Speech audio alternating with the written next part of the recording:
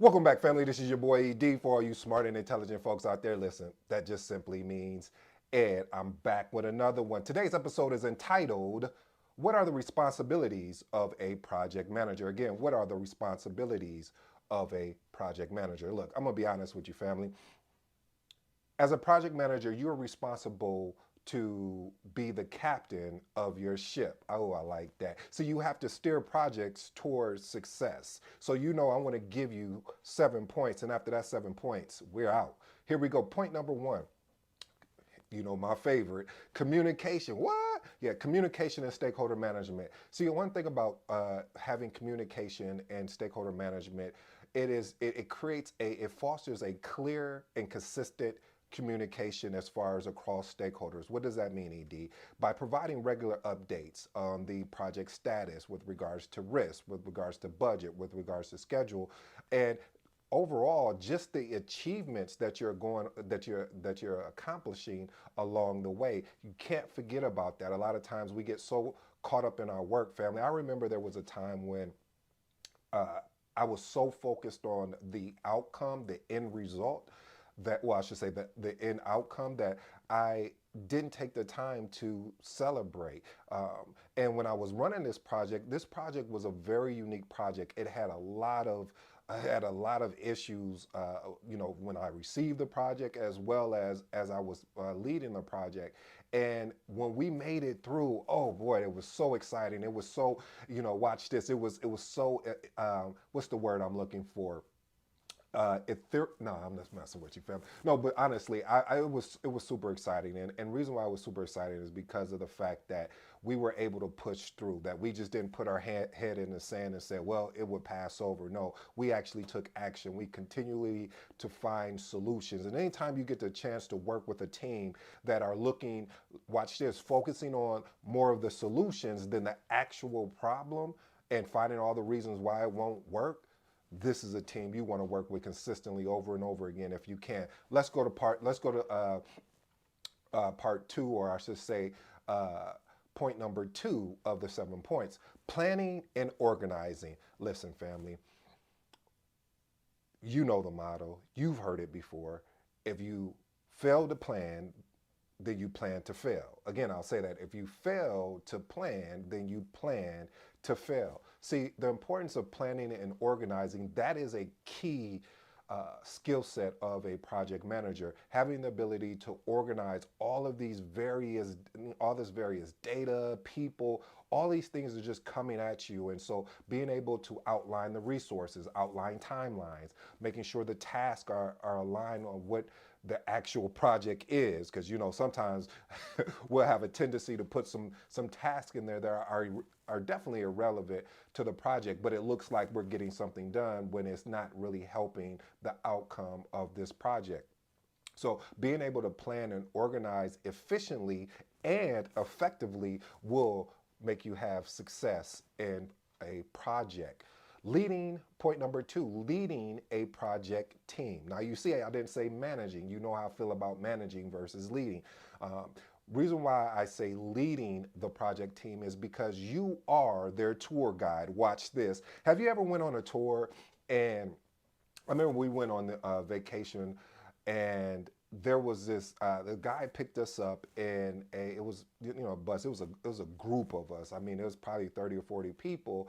And as we were traveling to our destination, as far as we were actually going on a cruise, and we traveled to our destination. Along the way, this gentleman started explaining the history of Florida, as far as different landmarks and things like that. And I was like, wow, this is amazing. I never even knew this. And but he had the insight because he watched this. He lived there, as well as he learned along the way. And so being able to be a guide, or as I'm saying, a tour guide, as you're leading your project and getting everyone aligned, getting everyone on the same page. You don't want to be on table of contents, and your team is on the introduction or chapter one of your book. So family, make sure that you are fostering that collaboration of leading that team. Without collaboration on a project, I'm telling you right now, it will fail. It's not a chance, it's not an if, it's not a maybe, it will fail. Let's go on to point number two. Point number two is managing project scope. Boy, oh boy. Have you ever wondered why sometimes scope gets out of hand, out of pocket? It's you may have signed up to do a project on a certain outcome, and then all of a sudden you have your team wanting to add all of these amazing features and benefits, which, hey, it probably would make the project or the outcome of what you're looking for a better project, but that's not what the customer wanted.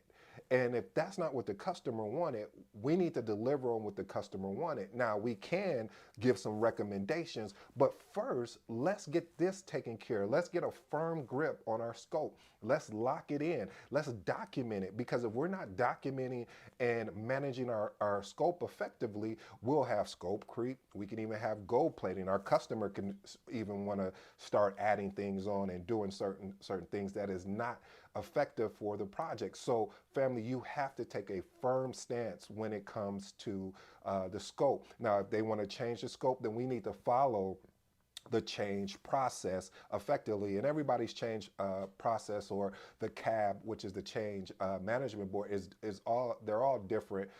But the foundation is you have to have a reason for why you want to add or remove particular parts of the scope. Let's go on to point number five. Point number five is my favorite. One of my favorites is making sure you set clear project goals.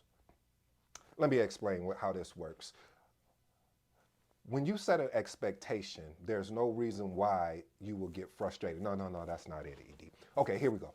When you set an expectation, make sure you communicate that expectation so everyone is aligned of where you're wanting to go, where you're needing to go, and you guys are all on the same page of the direction of the project. See, a lot of times when, as project managers, if you're taking over a project, or most of the time when you're normally either taking over a project, when I say taking over, meaning let's say the project manager was there, either that person left or they got moved to another project, or another priority came up, and so they had to bump them to another project while you had to come in and step in either temporary or permanently. But if there's not clear goals in place, then there's no clear expectation. So as I heard this quote, if you don't have a goal or a destination to where you want to go, anywhere will do, anywhere will matter. And you know, we're exceptional project managers here, so we don't want to just go anywhere. We have a direction, and yes, we're flexible and we're adaptable to move if we need to move. If we don't always think in a straight line, but we start off in a straight line with the option to potentially, if we have to, make adjustments. Point number 6, risk management. Hey, one of the two things, the artifacts that you always want to have on your within your project plan is your issue log and your risk register.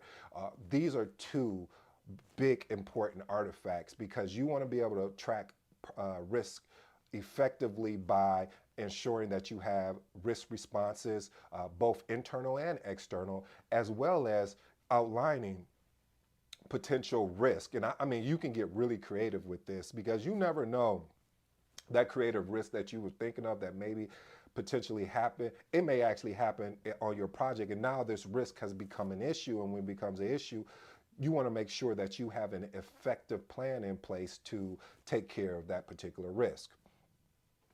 Point number 7, and we'll close out right here, family. Monitor and controlling, or what I call in, hey, I'm just checking in. The reason why I say that, family, is that I'm just checking in, or monitor and controlling, is because you want to keep a watch on the activities within the project. You know, if you don't keep a watch on the activities within the project is definitely, and I do mean definitely, will get either behind on scope, behind in schedule, behind in cost, and when I say behind, I'm meaning overruns. And you don't want overruns on your project. If you are an exceptional project manager, you want to ensure that you can lead this project effectively. So as I said, you want to check in and make sure people who made the commitment to you, that said that they're going to do this, that particular task, that they actually execute on that task. Hey family, I hope you enjoyed today's episode. This is your boy ED. Until next time, I'm out.